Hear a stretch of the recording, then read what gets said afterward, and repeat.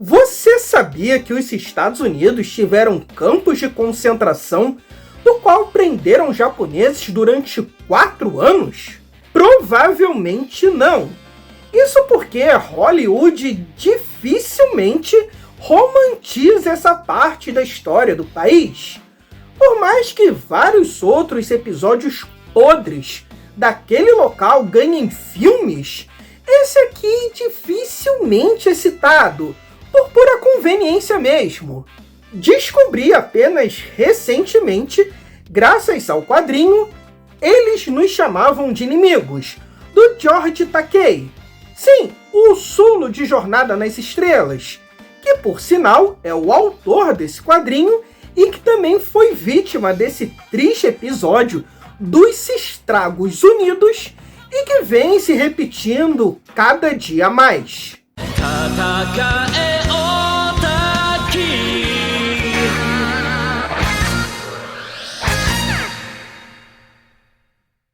Após o ataque do Japão à base de Pearl Harbor em 1941, criou-se uma histeria coletiva nos Estados Unidos. Qualquer cidadão oriental era visto como inimigo. Se, por exemplo, um filho de japonês estava vivendo por ali, ele só poderia ser um espião do imperador do Japão. Acreditava-se que existia uma espécie de lealdade genética ao imperador, como se os japoneses não fossem seres humanos, e sim uma espécie de formiga operária. Isso por conta dos ataques kamikazes ou por puro racismo mesmo? Os estadunidenses rapidamente começaram a agir igualzinho os alemães e os italianos agiam contra os judeus. Quebravam suas casas, carros, negócios e alguns políticos espertões, mirando a reeleição ou ascender na política, aumentavam o discurso de ódio contra eles. Então, apenas 74 dias após o ataque a Pearl Harbor, o presidente americano assinou o Decreto Executivo 9066, que mandaria japoneses para campos de concentração.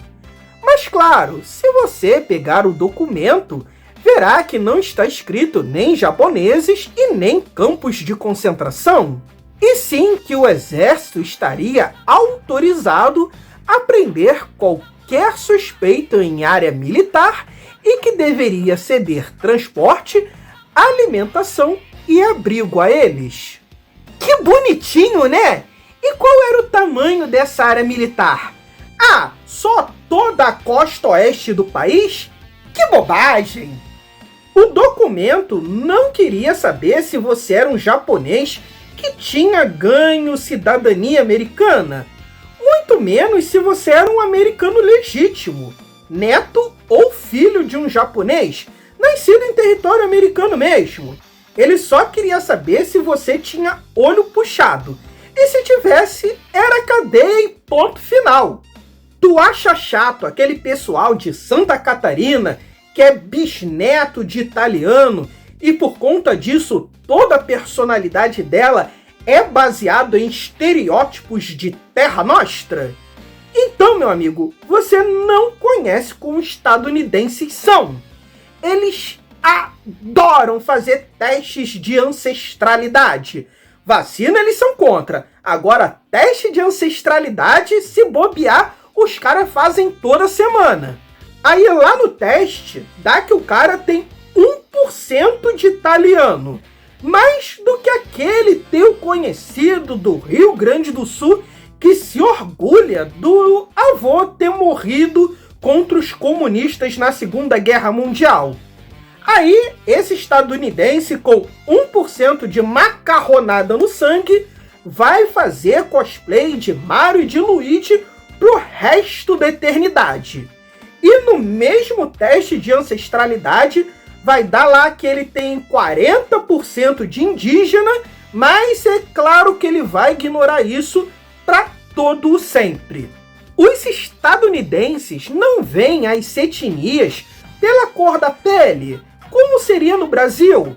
Lá eles se enxergam mais através da ancestralidade da pessoa.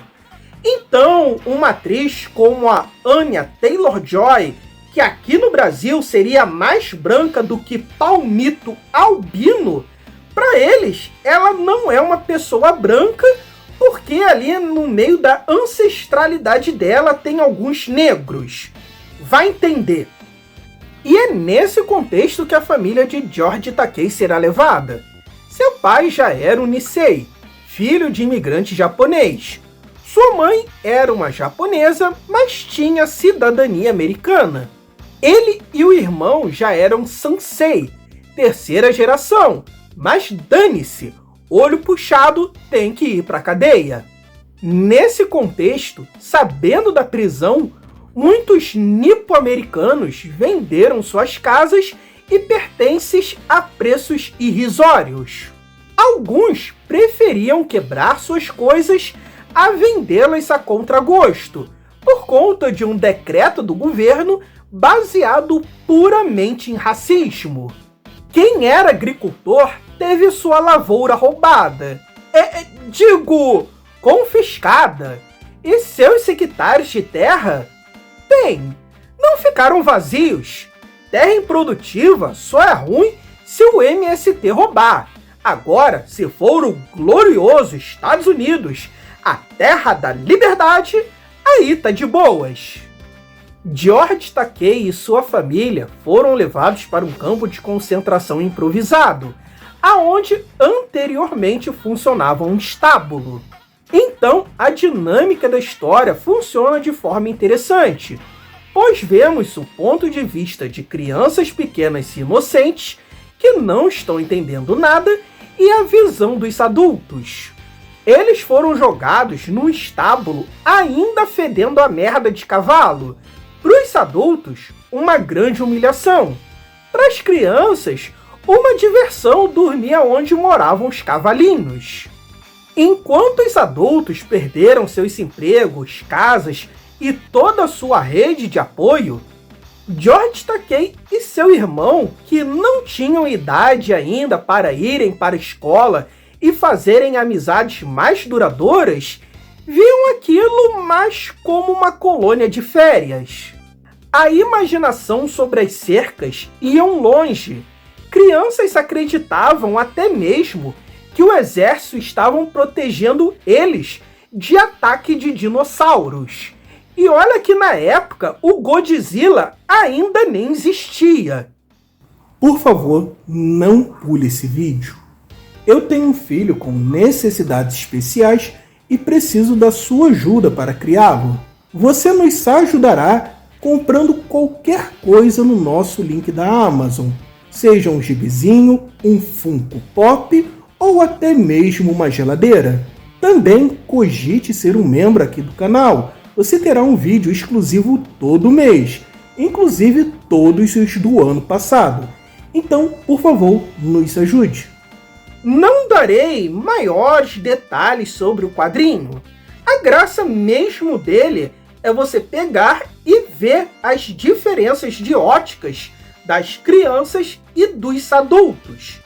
Vale ressaltar que 120 mil pessoas, ou seja, 2/3 dos nipo-americanos daquele período, foram enviados para campos de concentração, ficaram presos inocentemente ali por 4 anos, e é uma história que não é comentada e dificilmente é retratada em filmes ou em seriados.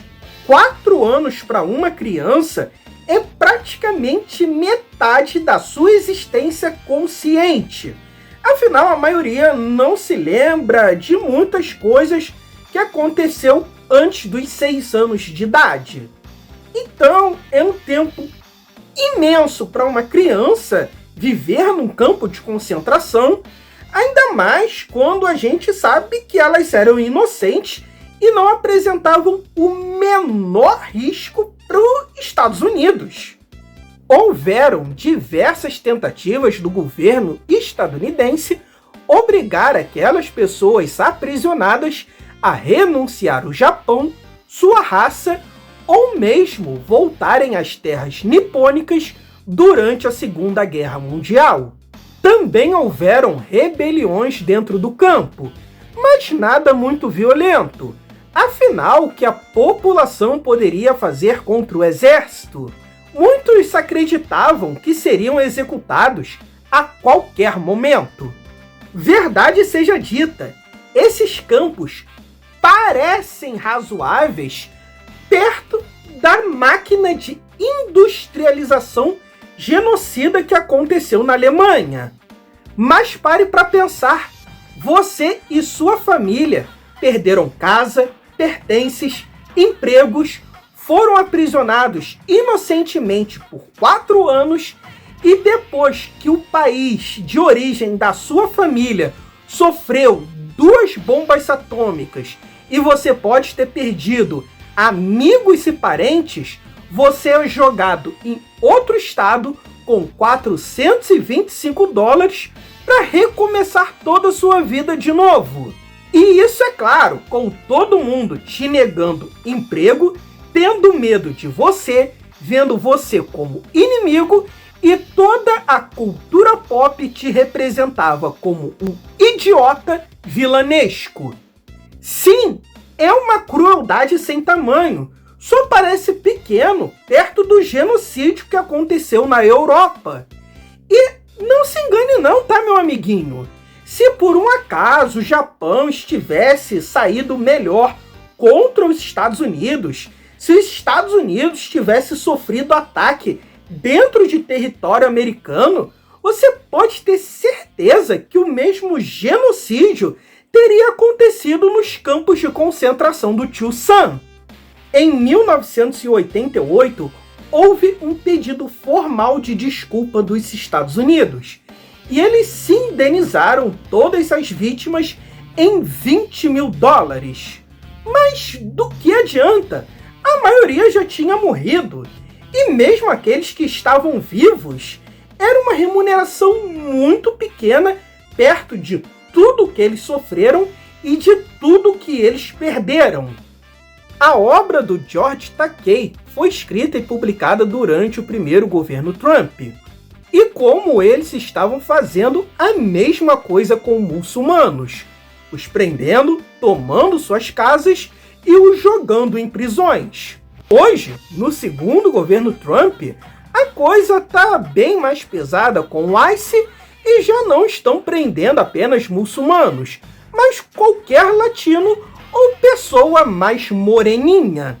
A coisa só piorou e parece que estamos rumando a passos largos à Terceira Guerra Mundial.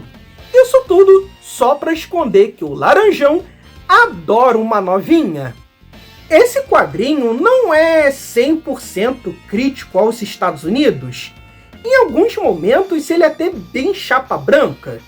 Isso porque o autor, quando sofreu essa injustiça, era muito pequeno para perceber toda a dimensão do que estava acontecendo. E também porque o George Takei conseguiu realizar o sonho americano. Ele é neto de imigrante, gay, e ainda assim conseguiu se tornar rico e famoso. Então, durante a leitura, você percebe que ele tem um certo carinho e mágoa pelo país aonde ele cresceu e viveu. Bom, gente, é isso. Mas, antes de tudo, eu preciso agradecer aqui ao Felipe Monstro, que, de certa forma, patrocinou esse vídeo, me dando esse quadrinho, que ele sabia que ia acabar rendendo aqui um vídeo para o canal, que ele sabia que isso aqui é a minha cara para fazer crítica social foda e criticar os Estados Unidos, né? Se você se interessou, eu recomendo a leitura. Ele tá na Amazon, ultimamente não tá com preço tão acessível assim, mas de vez em quando tem umas promoções. Se for comprar, usa o nosso link da Amazon, que ajuda pra caramba. E se você não puder, não deixa de curtir, compartilhar, se inscrever, manda esse vídeo para 5 amigos, não esquema de pirâmide, é marketing multinível, e cogite ser um dos membros aqui do canal por apenas R$ 7,99, que você tem vídeo exclusivo e sair todo mês. Às vezes, se eu atraso, como o vídeo de fevereiro, que acabou atrasando, por problemas que eu tive no computador durante o mês inteiro, mas ele sempre vai ao ar, nem que seja com um pouquinho de atraso. Então é isso aí, até a próxima.